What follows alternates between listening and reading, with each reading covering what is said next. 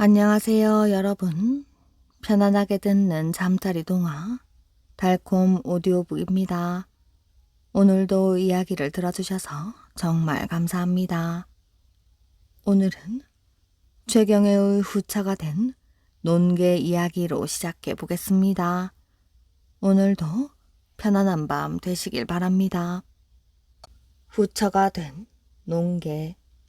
논개는 전라도 장수연 출신입니다. 그녀가 태어난 장수는 산수가 수려한 고장이라 미인들이 많이 출생하였지요. 논개는 어릴 때부터 유난히 총명하고 용모가 아름다웠습니다. 그러나 논개가 5살이 되었을 때 아버지 주달문이 갑자기 병사하면서 그녀의 평범한 생애에도 변화가 일어나게 되었지요. 아버지가 병으로 죽은 후 논개는 어머니와 함께 숙부 주달무의 집에서 의탁하게 되었답니다. 그러나 노름꾼인 주달무는 어린 논개를 같은 마을에 사는 김풍헌의 민며느리로 팔아버렸지요.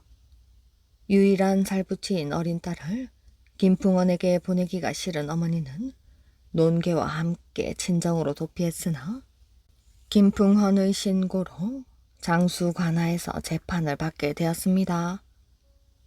돈을 받고 조카를 파는 것은 파렴치한 일이다. 노비는 사고 팔 수 있으나 양가의 자식은 사고 팔 수 없다. 장수 현감 최경회가 판결을 내렸습니다. 사또의 큰 은혜를 입었습니다. 어찌 은혜를 갚아야 할런지요? 논개의 어머니가 눈물을 흘리며 절을 하였지요. 목민관으로서 백성을 돌보는 것은 당연한 일이다. 은혜라고 생각할 일이 아니지. 너는 이제 어찌할 것이냐? 딸을 데리고 먹고 살아야 하지 않느냐? 관청에서 허들의 일이라도 하게 해주시면 어린 딸을 굶기지 않겠습니다. 그럼 너는 관청에서 허들의 일을 하고 네 딸은 관기가 되는 것이 어떠냐? 먹고 살기가 막연한 모녀는 관청에 몸을 의탁할 수밖에 없었답니다. 어린 논개는 자신을 보살펴준 최경회에게 아버지와 같은 정을 느꼈지요. 그러나 최경회가 영해 군수로 갈리는 바람에 헤어지게 되었답니다. 논개는 그가 떠나자 깊은 슬픔을 느끼며 울었지요. 관기는 관청의 행사에 동원되고 관장이 영을 내리면 수청을 들어야 하는 신세였으나 논개는 한사코 수청을 거절하였지요. 그리고 17살이 되었을 때 최경회가 담양부사가 되었다는 소식을 듣게 되었습니다. 그분이 아직 나를 기억하고 계실까? 논개는 최경회의 소식을 듣자 장수에서 수백 리 길을 걸어 담양으로 찾아갔습니다. 네가 논개란 말이냐? 이제 어른이 되었구나. 최경회는 논개를 보자 감탄을 하였지요. 논개는 한 송이 꽃처럼 아름다운 여인으로 성장해 있었습니다. 사또를 뵙고자 일편단심 달려왔습니다. 비록 관기의 몸이나 굳게 절개를 지켰지요. 저를 받아주십시오. 논개는 촉촉하게 젖은 눈으로 최경회를 바라보았습니다. 나는 본처가 있는데 어쩌겠느냐? 최경회가 안타까운 표정으로 바라보았지요. 소인은 관기이옵니다. 어찌 감히 정시를 바라겠습니까? 그저 거두어 주시기만을 바랄 뿐이옵니다. 논개는 접이 되어도 좋다고 말을 했습니다. 최경회가 흔쾌히 허락을 하고 접으로 맞아들였고 논개는 드디어 오랜 기다림의 결실을 맺을 수 있었지요. 당시 최경회는 학문이 높아 장차 대제학에 오를 것이라는 명성을 얻고 있었지요.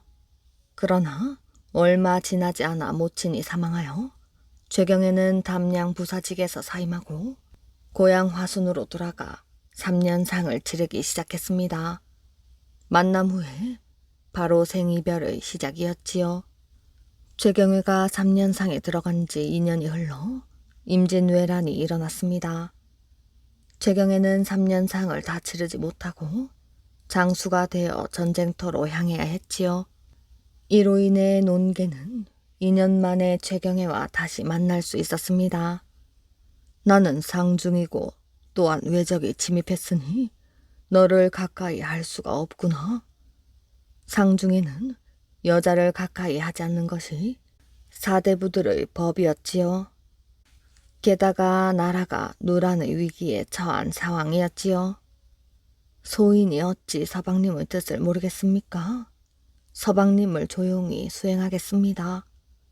최경회는 의병을 모집하여 훈련시키고 논개는 부인들과 함께 의병들의 옷을 마련하고 밥을 지었답니다. 조선을 침략한 외적은 파죽지세로 경상도 지방을 휩쓸고 호남으로 향했답니다. 최경회가 의병장에 추대되자 500여 명을 이끌고 전주와 남원으로 향하는 일본군을 장수에서 막아 대승을 거두고 금산에서 퇴각하는 적을 추격하여 크게 격파하였지요. 일본군은 배후에 최경회의 의병이 있었기 때문에 대군을 투입하지 못해 1차 진주성 전투에서 대패를 하였습니다. 최경회는 의병장으로 맹활약을 하여 경상우도 절도사에 임명되어 일본군을 방어하기 위해 진주성으로 들어갔지요. 서방님께서 절도사가 되셨으니 목숨을 돌보지 않을 것이야. 논개는 불길한 예감이 들어 진주성으로 달려갔지요.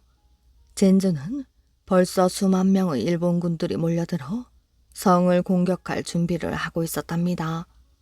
논개는 간신히 일본군의 눈을 피해 성으로 잠입하여 최경애를 만날 수가 있었답니다. 성이 함락될 것이니 너는 성을 빠져나가 후위를 도모하거라. 최경애는 논개를 만나자 반가웠으나 상황이 위태로우니 성을 빠져나가라고 지시를 하였지요. 서방님이 적을 맞아 싸우는데 제가 어찌 피하겠습니까?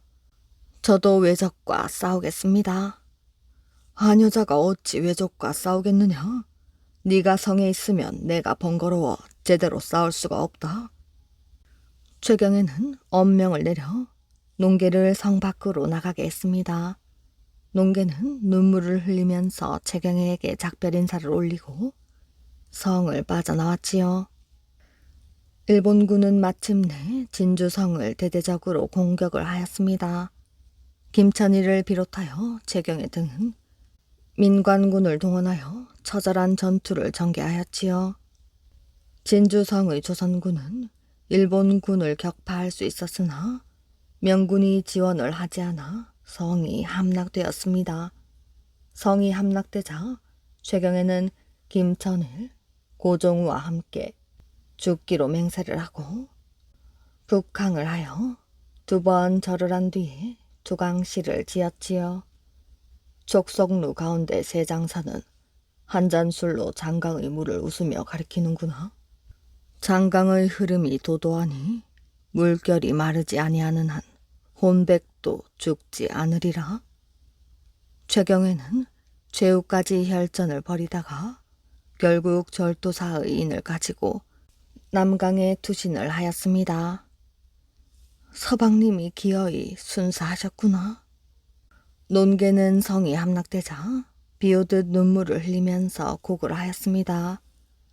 나라가 이 지경에 이르렀으니 살아도 죽은 것만 못하구나. 허나 그냥 죽는 것은 아무 보탬이 없으니 어찌 구덩이에 빠져 죽는 어리석은 짓을 할 수 있겠는가? 논개는 사람들에게 말을 했습니다.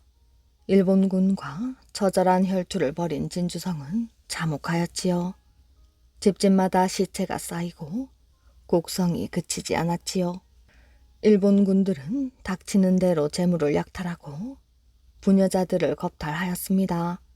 논개는 최경애가 순국하자 혹시라도 그의 시신이 물에 떠오르지 않을까 하여 매일같이 강가를 오르내렸으나 최경애의 시신은 떠오르지 않았습니다.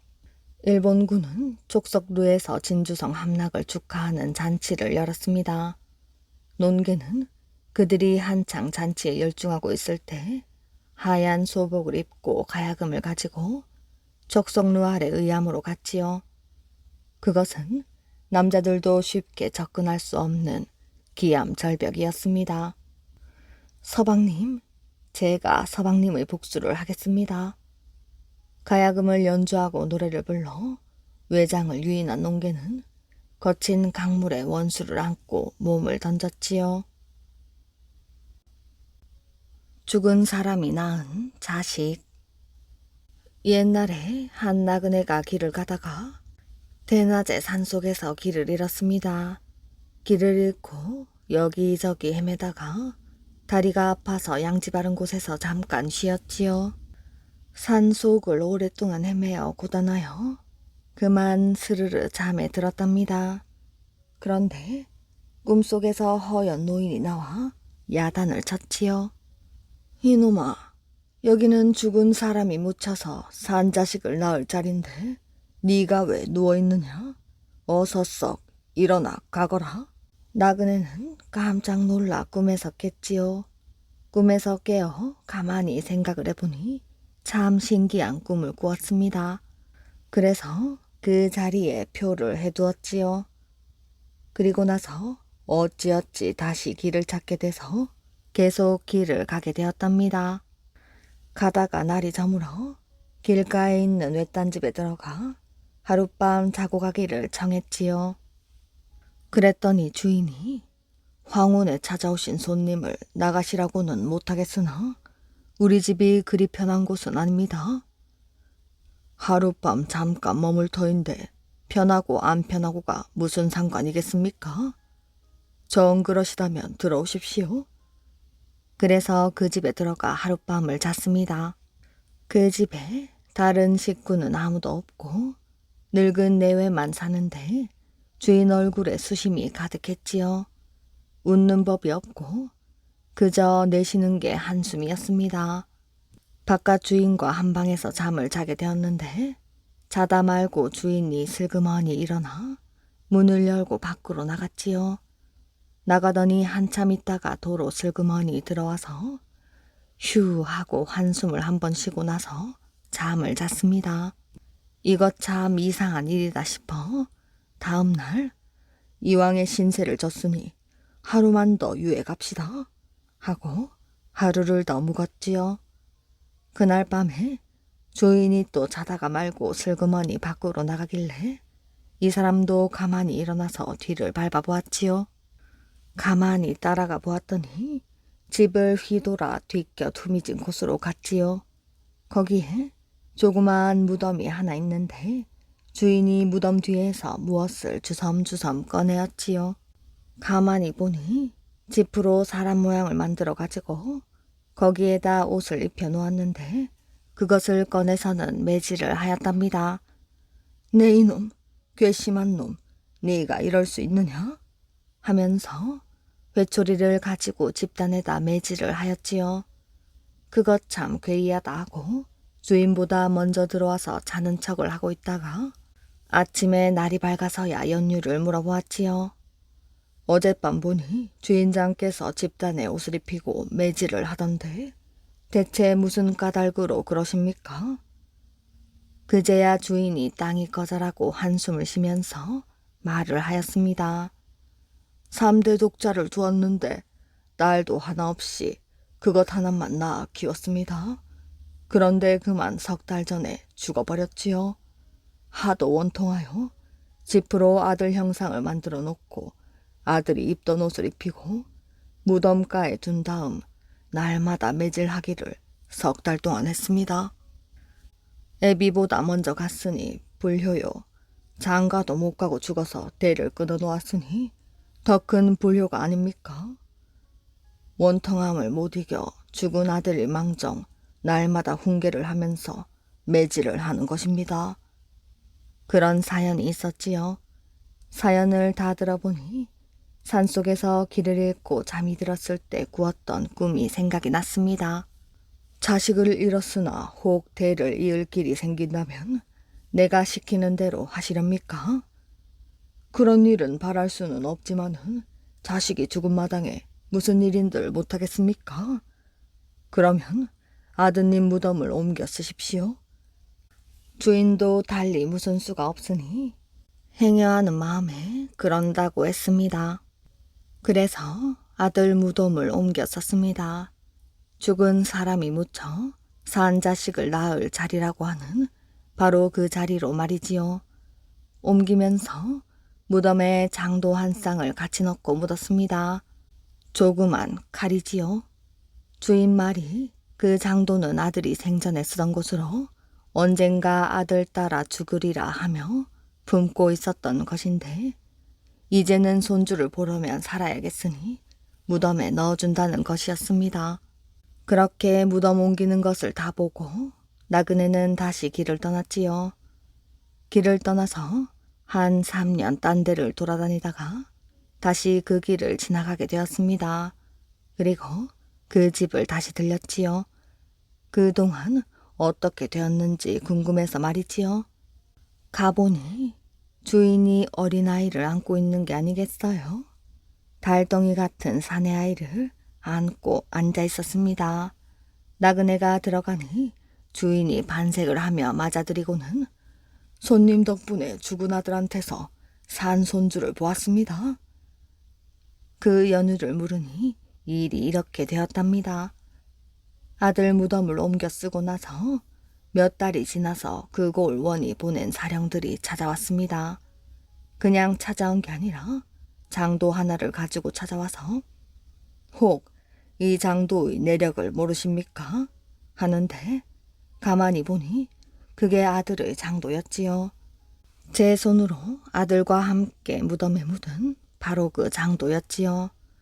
이것은 내 아들의 장도인데 이걸 왜 당신들이 가지고 있어? 했더니 사령들이 놀라면서 고을원에게 얼른 가보자고 하였습니다. 그래서 고을원을 찾아갔더니 원 또한 놀라면서 정녕 이 장도가 그대의 아들 것이요? 하고 물었지요. 틀림없습니다. 내 손으로 아들과 함께 이 장도를 묻었지요. 했더니 원이 자초지종을 이야기하는데 그 일이 참 괴이했습니다.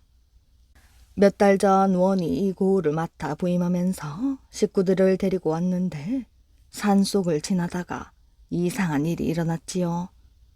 맨 뒤에 따라오던 딸의 가마가 그만 땅에 딱 들러붙어 꼼짝 달싹을 하지 않았답니다. 장정들이 열이고 스물이고 달려들어 떼어내려 해도 안 되었지요.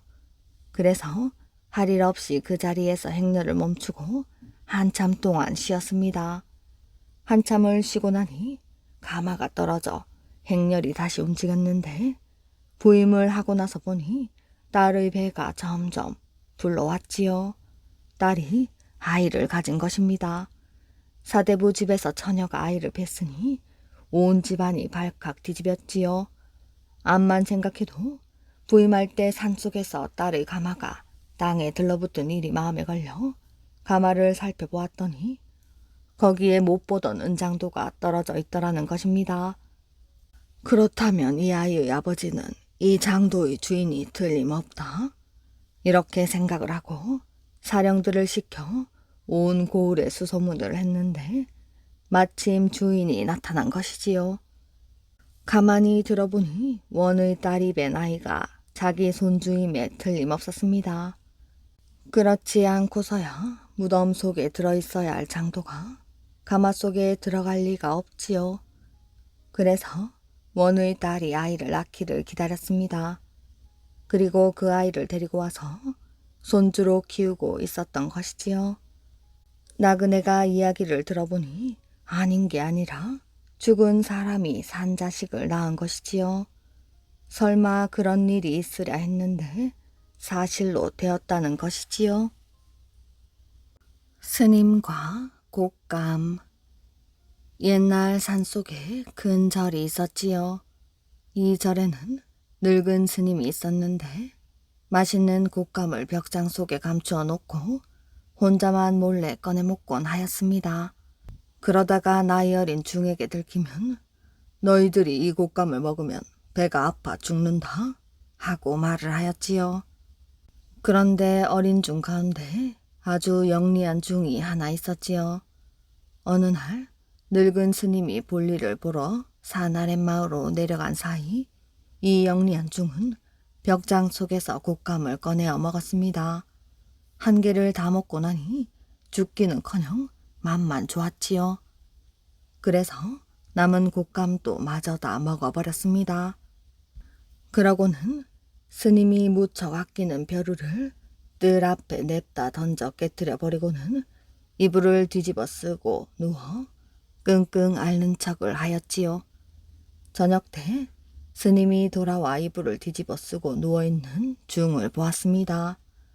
얘야, 어디 아프니? 스님이 묻자 어린 중이 대답을 하였지요. 스님, 제가 죽을 죄를 지었습니다. 잘못하여 스님께서 가장 아끼시는 벼루를 깨뜨렸으므로 죽기를 작정하고 벽장 속에 있는 곶감을 먹어버렸습니다. 그런데도 아직까지 이렇게 살아있습니다요. 이 말을 들은 스님은 어이가 없었습니다. 공연한 거짓말을 했다가 소중히 아끼는 벼루와 맛있는 곶감을 잃고만 것이지요. 오해가 생긴 형제들. 고구려 보장왕 25년 한 시대를 풍미하며 파랑만장한 생애를 보냈던 영계 소문이 죽자 큰아들 남생이 아버지의 대를 이어 망리지의 벼슬에 올랐습니다. 남생은 망리지에 오른 뒤 국내 정세를 살피기 위해 길을 떠나게 되었는데 떠나기 전 두 동생인 남건과 남산에게 자신이 자리를 비운 동안 뒷일을 부탁하였지요. 그로부터 며칠 뒤 남생이 각처에 있는 성을 돌아다니며 그 지방의 정세를 살피고 있는데 하루는 도성에서 한 사람이 남생을 찾아왔습니다. 그 사람은 남생을 은밀히 만나기를 청하더니 주위를 살피며 목소리를 낮추어 말을 했지요. 제가 이렇게 불시에 찾아온 것은 아주 중요한 일 때문입니다. 다름이 아니라 지금 도성에서는 동생분들이 남생님을 죽이고 자기들이 권력을 차지하려고 역모를 꾸미고 있습니다. 남생은 크게 놀랐지만 그 말을 도저히 믿을 수가 없었지요. 아버님이 살아계신 동안 그토록 아끼고 사랑해 주신 동생들이 아니었던가? 그리고 아버님께서 돌아가신 지금에는 내가 아버지를 대신해서 동생들을 친자식처럼 돌보고 있는데 역모라니? 남생은 얼른 머리를 저었습니다. 그런 생각을 한다는 자체가 동생들에게 몹쓸 짓을 하는 것 같았지요. 그러나 도성에서 이렇게 나에게 사람을 보낸 것부터가 이상하지 않은가? 그 사람이 돌아간 후 날이 밝도록 남생은 잠을 이룰 수 없었지요. 머릿속으로 수많은 상념들이 선을 그으며 지나갔습니다. 마음은 그야말로 지옥이었지요. 한편 형인 남생을 대신해서 성심성의껏 정사를 돌보던 남건과 남산에게도 어느 날 밤 한 사람이 찾아왔습니다. 그 사람은 남건과 남산에게 남생에게 했던 것과 똑같은 말을 했지요. 지금 형님께서 도성에 돌아오시는 대로 동생인 두 분을 해치려는 계략을 세우고 계십니다. 그것은 두 분이 살아계시면 자신의 권력이 위협을 받을 것이기 때문이지요. 남생과 마찬가지로 남건과 남산은 크게 놀라며 그 말을 믿으려 하지 않았지요. 그만큼 형제들의 우애는 돈독했고 서로에 대한 믿음이 철석 같았습니다. 동생들도 밤을 하얗게 새우기는 형과 마찬가지였지요. 아무리 생각을 해도 그 사람의 말은 자신들을 이간질시키려는 악귀의 속삭임만 같았습니다. 며칠 후 남생은 혹시나 하는 의구심을 떨쳐버리려는 마음에 자신의 신복을 도성으로 보냈지요. 도성에 있는 동생들이 동태를 살피고 오되 어느 누구에게도 들켜서는 안 된다는 신신당부를 꼬리표처럼 달고서였습니다. 허름한 옷차림으로 나그네의 행색을 가장한 남색의 신복은 도성에 도착하자마자 즉시 행동을 개시하였습니다. 낮이면 도성 구경을 하는 채 하며 사람들의 민심을 살폈고, 밤이면 남건과 남산의 집 주위를 그림자처럼 숨어 다니며 집안의 동태를 살폈지요. 그렇게 하기를 며칠이 지나도록 아무런 낌새도 발견하지 못한 신복은 마침내 돌아가기로 마음을 먹고 도성을 빠져나오다 그만 자신의 얼굴을 아는 남산의 부하에게 들켜 남건과 남산 두 형제 앞에 끌려가게 되었습니다.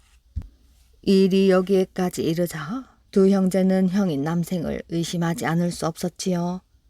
두 형제는 전에 자신들을 찾아왔던 사람과 함께 즉시 왕을 알려나고 모든 일을 고했습니다. 두 형제의 말을 들은 왕은 크게 노하여 남생을 잡아들이라는 명령을 내렸고, 이어 군사들이 남생이 있는 성으로 말을 달렸지요. 왕명으로 자기를 잡으러 군사들이 온다는 말을 들은 남생은 분노로 치를 떨었습니다. 모든 것이 사실이었던 것이지요. 깊은 절망감과 배신감에 빠진 남생은 복수를 다짐하며 국내 성으로 몸을 피신하였습니다. 그 소식을 들은 남건 또한 모든 것이 분명한 사실이라 확신하고 스스로 망리지에 올랐습니다. 남생은 아들을 당나라로 보내어 도움을 청했고, 당 고종은 원정군을 보내어 남생을 당나라로 데려왔지요. 당나라에 도착한 남생은 당 고종으로부터 망리지의 벼슬을 제수받고 자신을 버린 조국과 동생들에 대한 복수를 맹세했습니다. 당 고종은 이 일을 하늘이 주신 절호의 기회라고 생각을 하였지요. 그리고 남생으로 하여금 장군 이세적과 함께 많은 군사들을 데리고 고구려를 공격하도록 했습니다. 그렇게 시작된 싸움은 2년 동안이나 계속되었고, 마침내 신라군까지 가세하여 705년간 그 기세를 떨쳤던 고구려는 멸망이라는 비극적인 구군을 맞고 말았지요. 인도에서 온 금 덩어리. 진흥왕은 신라 제24대 임금이었지요. 그 무렵 인도 대양 화국이란 나라에서는 아육왕이 나라를 다스리고 있었습니다. 아육왕은 석가모니가 돌아가신 뒤 100년 만에 태어난 사람으로 부처님을 믿는 마음이 매우 깊었지요. 그래서 아육왕은 큰 불상을 만들기로 계획을 세웠습니다. 그는 나라 안의 많은 쇠와 금덩이를 모았지요. 모아보니 쇠는 무려 5만 7천 근에 이르고 황금은 3만 푼이나 되었습니다.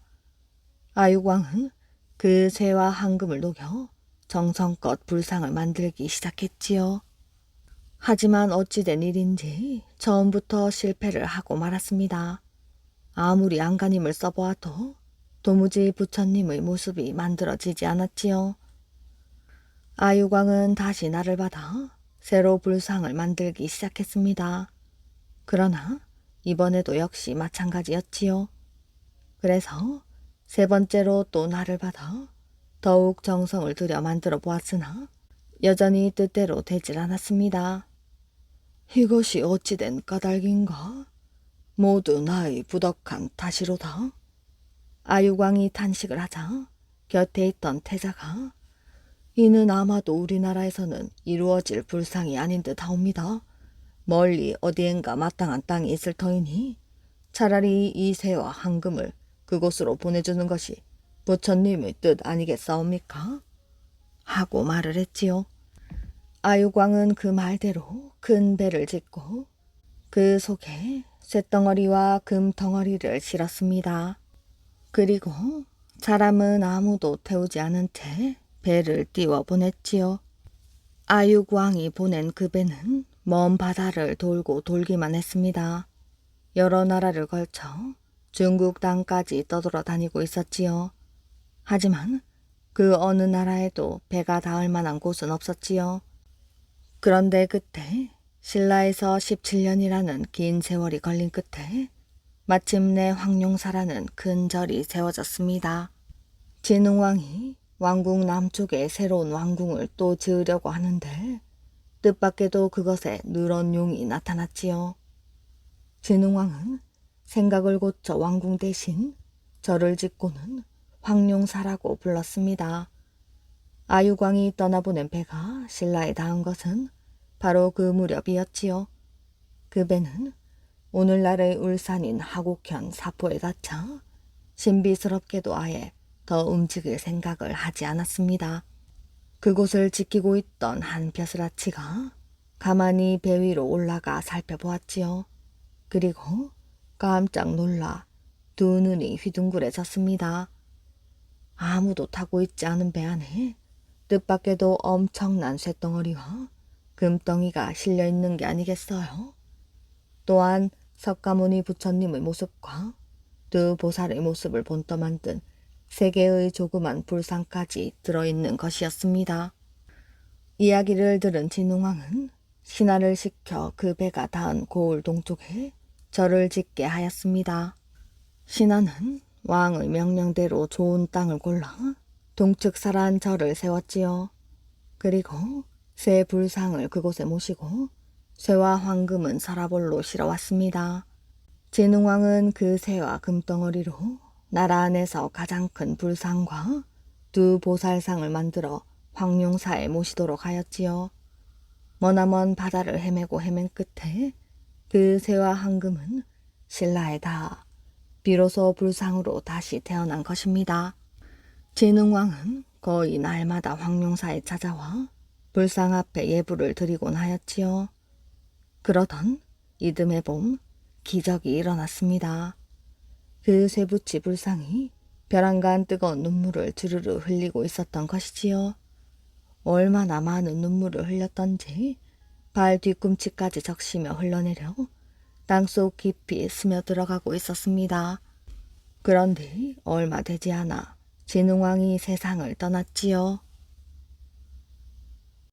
효자 만든 반지. 옛날 어느 곳에 한 과수댁이 아들 삼형제를 두고 살았습니다. 젊어서 남편을 여의고 혼자 몸으로 뼈가 희도록 일을 해서 아들 삼형제를 번듯하게 키웠지요. 그렇게 키워 장가를 보내 며느리도 봤습니다. 며느리 셋을 보고 손자 손녀까지 보는 동안 나이를 먹고 기운은 빠졌지요. 이렇게 되니 아들 며느리가 점점 괄시를 하기 시작하였습니다.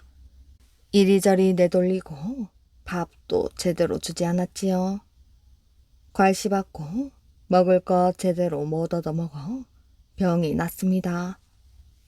병을 얻어 몸져 누우니 아들 며느리 괄시가 더 심해졌습니다.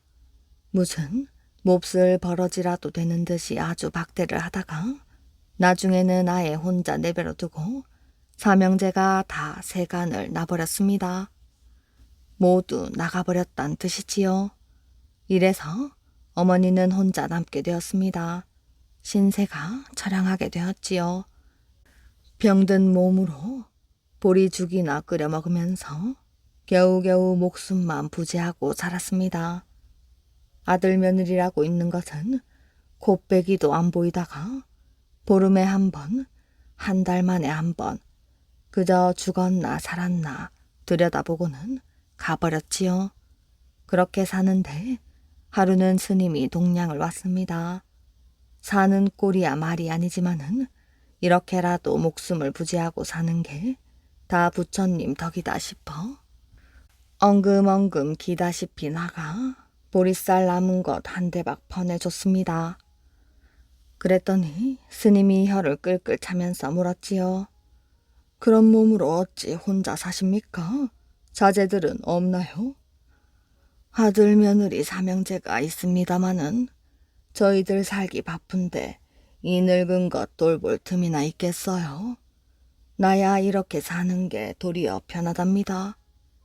그 말을 듣고 스님이 한참 동안 궁리를 하더니 바랑에서 금반지를 하나 꺼내주었습니다. 번쩍번쩍 빛이 나는 게 제법 값나가는 반지인 듯한데 그걸 내주면서 말을 했지요. 이것은 저 건넌 마을 장자댁에서 시주받은 물건이온데 병을 고칠 방도가 여기에 있는 듯하니 사양 말고 받으십시오. 받아서 꼭 손가락에 끼고 계셔야 합니다. 안 받으려고 해도 억지로 맡기고 가버리니 어떻게 방도가 없었습니다. 어머니는 스님 말대로 금반지를 손가락에 꼈지요. 그러고 나서 며칠이 지났는데 하루는 큰아들 내외가 찾아왔습니다. 그런데 어머니 손가락에 못 보던 반지가 있는 걸 보고는 이놈의 큰아들 내외가 그만 눈이 훤해졌습니다. 어머니 돌아가시면 저게 우리 차지가 돼야지 아우들 차지가 돼선 안 된다.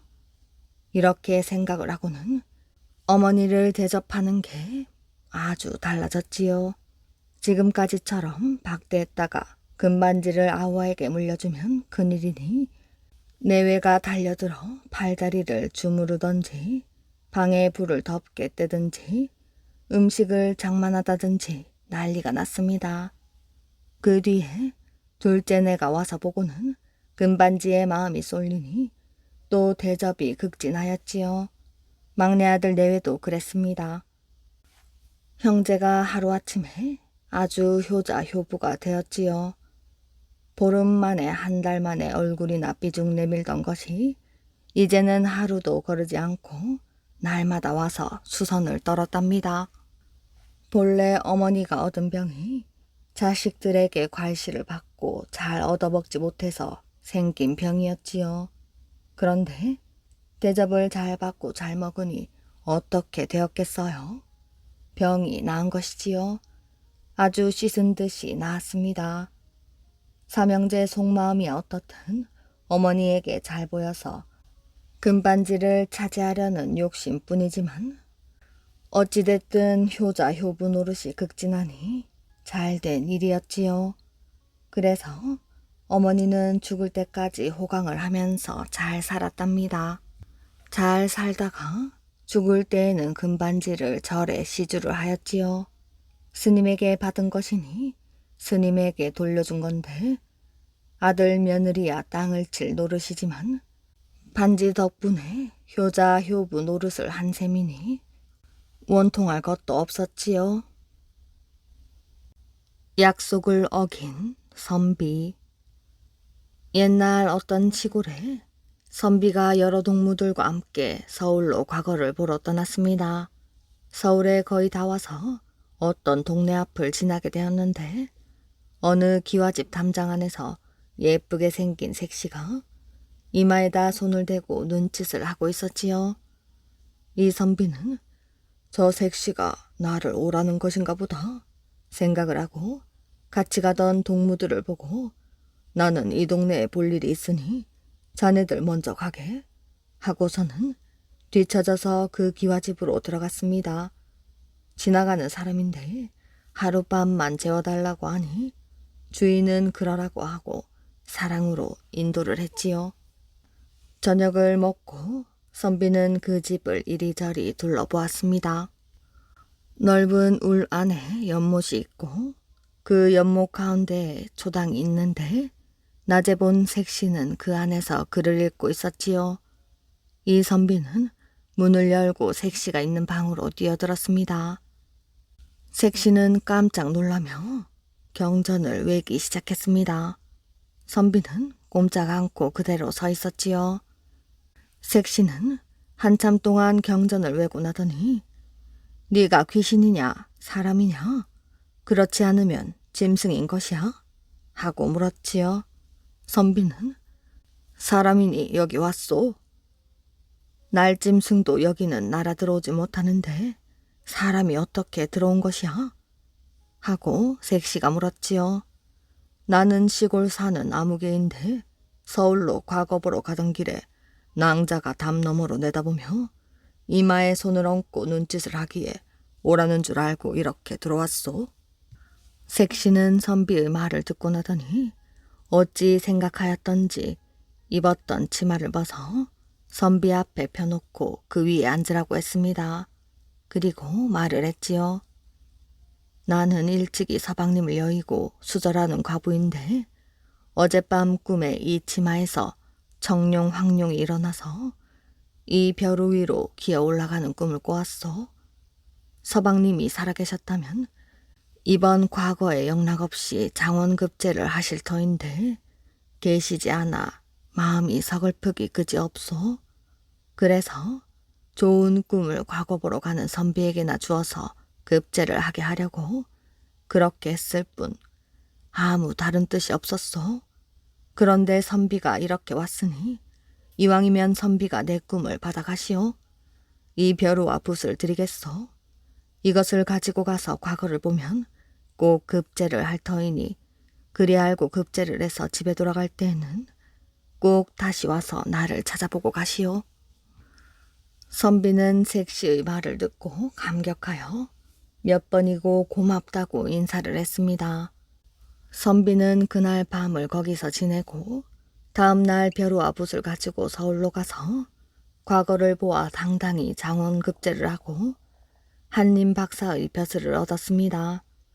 선비는 하도 기뻐서 서둘러 집에 돌아가느라고 색시가 한 말을 까맣게 잊어버리고 그 동네를 들르지 않았지요. 색시는 그런 줄도 모르고 선비가 과거를 급제해 오기를 기다렸습니다. 이제 오나 저제나 오나 하고 기다리는데 달이 가고 해가 가도 그 선비한테서는 아무 소식이 없었지요. 색시의 친정아버지는 과거를 관리하는 대신이었습니다. 색시는 그 선비의 소식을 아버지에게 물어보았지요. 그랬더니 선비는 장원으로 급제하여 한림 학사가 되었다고 했습니다. 이 색시는 그 말을 듣고 선비가 원망스러웠지요. 그런데 한편으로 생각하여 보니 시골 선비가 장원급제를 하여 한림 학사가 되니 너무 기뻐서 자기의 말을 잊어버렸을지도 모른다는 생각도 들었습니다. 그래서 머리를 깎고 바랑을 메고 중의 차림을 하고 그 선비의 집으로 찾아가서 동량을 달라고 했지요. 이 집에서는 쌀을 한 대 내다 주었습니다. 이 색시는 깨를 동량하러 왔으니 깨를 좀 달라고 했지요. 종은 다시 들어가더니 깨를 한 대 가지고 나왔습니다. 색시는 일부러 밑이 터진 자루에다 이 깨를 받아 땅에 쏟아지게 하였지요. 그리고 바랑에서 은젓가락을 꺼내어 땅에 흩어진 깨를 하날 하날 주워 담았습니다. 그러는 동안 해는 저물어 밤이 되었지요. 색시는 밤이 어두웠으니 하룻밤만 재워달라고 해서 하룻밤을 그 집에서 묵었습니다. 다음 날 아침 색시는 이 집 안주인을 보고 바깥 서방님 진지상을 중히 갖다 드리면 더 높은 벼슬을 하게 될 테니 자기가 갖다 드린다고 했습니다. 안주인은 그러라고 했지요. 색시는 아침 밥상을 가지고 사랑으로 나갔습니다. 그리고 그 선비의 앞에 공손히 밥상을 내려놓았지요. 그런데 선비는 이 색시를 본체만 채 하였습니다. 그래서 색시는 그냥 나오고 말았지요. 점심때가 되어서 색시는 또 점심상도 중히 갖다 드리면 벼슬이 높아진다고 하고서 점심상을 들고 사랑으로 갔지요. 점심상을 선비의 앞에 갖다 놓아도 선비는 이 색시를 본체만 채 하였답니다. 색시는 이런 꼴을 2번이나 당하고 보니 그 집에 더 있을 수가 없었답니다. 바랑을 짊어지고 그 집에서 나왔지요. 집 앞에는 연못이 있고 연못가에는 비자나무가 있었습니다. 색시는 비자나무를 갖고 글을 썼습니다. 이름 없는 시골 선비, 좋은 꿈을 안겨주어 높은 벼슬을 올려주니 외로운 젊은 각시의 일심정성 몰라보는구나. 사람의 고운 마음씨 알아 못보는 인정의 장님아. 눈마저 머릅소서. 이렇게 글을 써놓고 색시는 연못에 풍덩 몸을 던졌습니다. 그때 앞산에서 나무하던 나무꾼들이 연못에 젊은 중이 빠져 죽었다고 큰 소리로 외쳤지요. 사랑방에 있던 선비는 이 소리를 듣고 아차 하면서 버선발로 뛰어나와 연못에 가보았습니다. 그리고 비자나무의 글씨를 보았지요. 글을 읽고 나니 그만 눈이 어두워져 아무것도 못 보게 되었다고 합니다. 아버지와 세 아들. 옛날 어느 곳에 아들 삼형제가 있었답니다. 삼형제는 돌아가신 아버지가 물려준 유산 때문에 서로 옥신각신하다가 마침내 관가에까지 가게 되었지요. 너희들은 형제간에 무슨 일로 찾아왔느냐? 사또가 묻자 첫째 아들과 둘째 아들이 억울하다는 듯이 차례로 목소리를 높였지요. 저희 아버님이 돌아가시면서 막내에게만 재산을 다 물려주셨으니 세상에 이런 법이 어딨습니까? 재산은 원래 가문을 이어가는 장남에게 물려주는 것이 당연한 것 아닙니까? 만약 마지가 재물이 넉넉해서 그러셨다고 한다면 가난한 둘째에게 물려주는 것이 순서가 아닙니까? 어떻게 혼인도 안 하고 제일 어린 막내 차지가 될 수 있습니까? 첫째 아들과 둘째 아들이 서로 자기가 재산을 물려받아야 한다고 불평하자 막내 아들이 조용히 부탁을 했습니다. 사또나리, 저희 형님들 마음을 헤아려 주십시오. 딸린 식구가 많으니 어찌 재물이 필요하지 않겠습니까? 그러니 사또님께서 제가 받은 재산을 알맞게 나누어 주십시오. 막내 아들의 말에 첫째 아들과 둘째 아들은 서로 옳거니 하면서 재산을 독차지하려고 했습니다. 장남인 제가 재산을 맡아 관리하는 것이 옳을 것입니다. 형님은 지금 가진 재물도 관리하기 힘드니 가진 것 없는 제가 맡는 것이 좋을 것입니다. 조용히 눈을 감고 듣고 있던 사또는 갑자기 나졸에게 명령을 내렸습니다. 여봐라, 억새풀을 엮어 풀 인형을 하나 만들어 꽁꽁 묶어 오너라. 삼형제는 사또가 느닷없이 풀 인형으로 무엇을 하려는지 궁금하여 눈만 깜빡깜빡 거렸습니다. 사또는 불 인형을 뜰에 갖다 놓게 하더니 삼형제에게 말을 했지요. 듣거라. 내가 생각을 해보니 재산을 똑같이 나누어 주지 않은 것은 너희 아버지의 잘못이 분명하다. 그러니 먼저 저 불 인형을 너희들의 아버지라고 생각하고 이 뜰 안에서 실컷 끌고 다니도록 해라. 첫째 아들은 주저없이 일어나더니 씩씩대며 풀로 만든 아버지의 인형을 마구 끌고 다녔지요. 둘째 아들은 아예 그것을 내던지고 발로 걷어차기까지 했습니다. 이윽고 막내 아들 차례가 되자 막내 아들은 머리를 숙여 울면서 말을 했지요. 사또님, 비록 이것이 풀로 만든 인형이라고 하나 제 아버지라고 했는데 어찌 이리저리 끌고 다닐 수가 있겠습니까?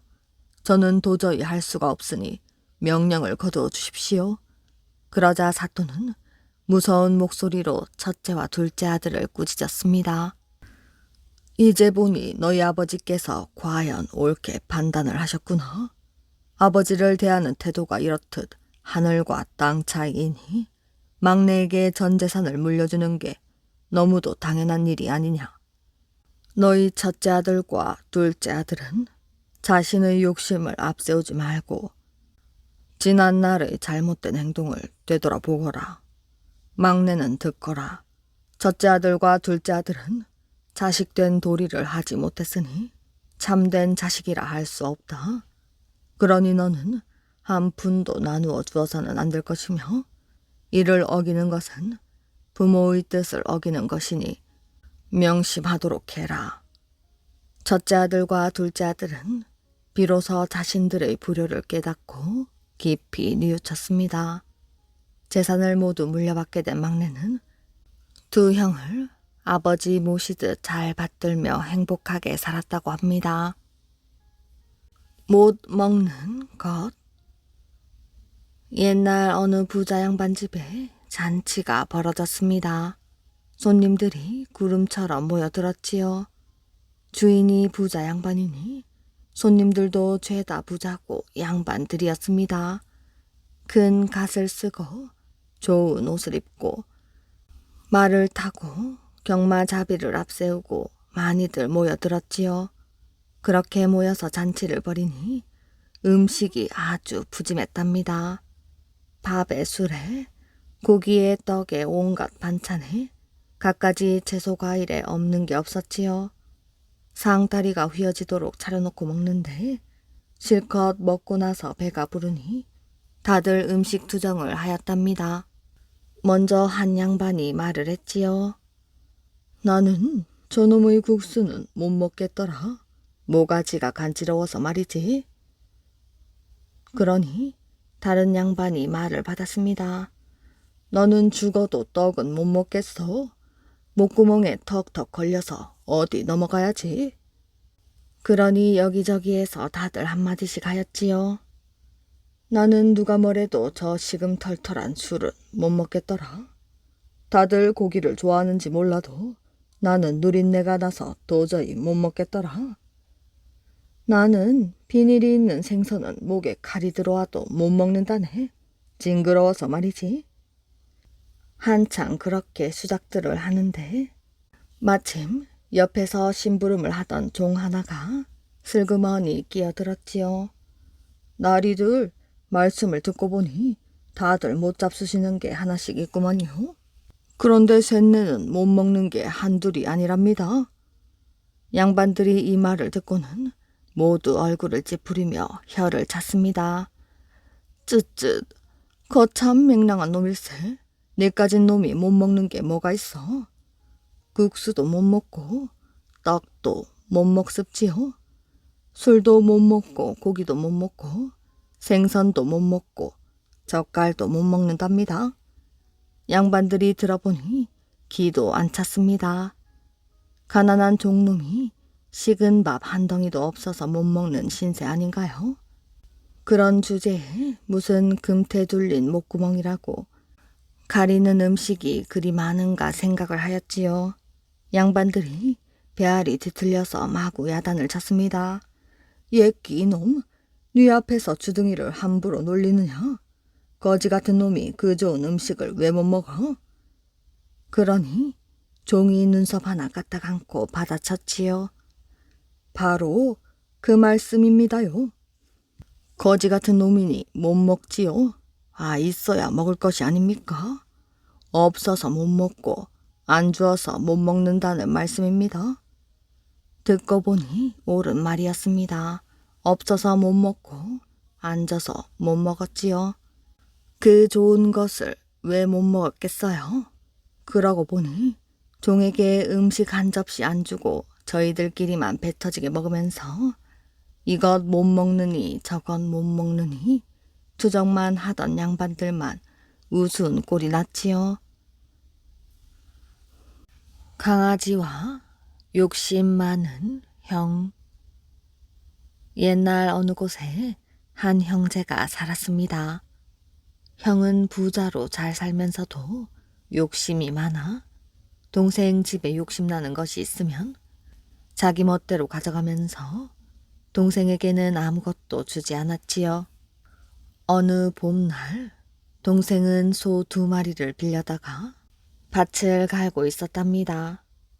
씨를 뿌려줄 사람이 있으면 얼마나 좋을까 하고 생각을 하고 있는데 난데없이 강아지 한 마리가 나타나더니 목에다 씨 광주리를 걸고는 앞발로 씨를 뿌리고 뒷발로는 흙을 덮고 하며 일을 도와주었지요. 점심때가 되자 동생은 자기가 먹을 밥을 강아지에게 먹였습니다. 강아지는 그 밥을 다 먹고 밭 옆으로 난 큰 길 한가운데로 가서 한숨 늘어지게 자고 있었지요.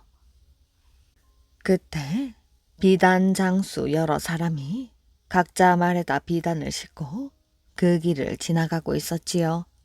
그런데 강아지가 길 가운데에 누워있으니 동생더러 강아지를 불러 길을 가게 해달라고 했습니다.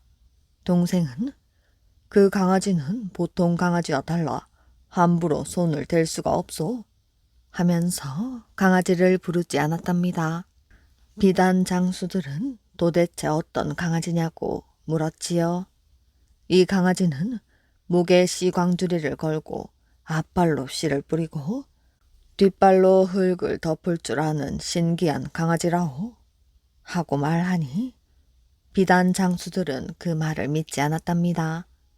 그래서 동생 보고 저 강아지가 정말로 당신 말대로 할 수 있다면 비단 바리를 다 주겠고 만일 그렇지 못하면 소 2마리를 내놓으라고 했습니다. 동생은 서슴지 않고 그러라고 했지요. 동생이 다시 밭을 갈기 시작하니 강아지가 일어나 목에다 씨 광주리를 걸고 앞발로 씨를 뿌리고 뒷발로 흙을 덮었지요. 그래서 비단 장수들은 할 수 없이 비단 바리를 다 내놓았답니다. 동생은 이렇게 해서 당장에 부자가 되었지요. 욕심 많은 형은 동생이 부자가 되었다는 말을 듣고 어떻게 갑자기 부자가 되었냐고 물었답니다. 동생은 지금까지의 일들을 이야기했지요. 형은 이 말을 듣고 자기도 밭을 갈았습니다. 그랬더니 어디서 강아지가 나와 목에다 씨 광주리를 걸고 앞발로 씨를 뿌리고 뒷발로 흙을 덮었지요. 점심때가 되었습니다. 형은 가지고 온 점심밥을 자기 혼자 먹어버렸지요. 강아지는 밭 옆의 큰 길 한가운데에 들어누웠습니다. 그때 지나가던 물건 장수들이 이 강아지를 불러 길을 비켜달라고 했지요. 형은 그 강아지는 씨둥지를 목에 걸고 앞발로 씨를 뿌리고 뒷발로 흙을 덮는 신기한 재주를 가진 강아지라 사람이 함부로 손을 댈 수 없다고 했습니다. 물건 장수들은 그따위 거짓말은 하지 말라면서 그 강아지가 과연 그런 신기한 재주를 부리면 물건을 다 주겠고 그렇지 않으면 밭 가는 소 2마리를 내놓으라고 했지요. 형은 그러라고 하고 밭을 갈기 시작했습니다. 그런데 강아지는 아까처럼 씨를 뿌리지 않았지요. 그래서 형은 소 2마리를 빼앗기고 말았습니다. 형은 화가 나서 그 강아지를 죽여 아무데나 던졌지요. 이것을 본 동생은 불쌍히 생각하고 그 강아지를 갖다가 자기 집 뒤뜰에다 묻어 주었답니다. 그랬더니 그 강아지 무덤에서 나무 하나가 무럭무럭 잘 자라 배가 많이 열렸답니다. 가을이 되어 그 배를 땄더니 그것은 맛이 아주 좋은 청실배였지요. 동생은 배를 팔아서 돈을 많이 벌었습니다. 형은 동생이 더 큰 부자가 되었다는 말을 듣고 찾아왔지요. 그리고 강아지 무덤에서 강아지 시체를 꺼내다가 제 집 뒤뜰에다 묻었답니다. 강아지 무덤에서 나무 하나가 열렸지요. 무럭무럭 잘 자라 열매가 많이 열렸습니다. 가을이 되어 그 열매를 따려고 하자 열매는 저절로 우수수 떨어져 형을 묻어버렸습니다. 이 열매는 돌덩이같이 단단한 독배였습니다.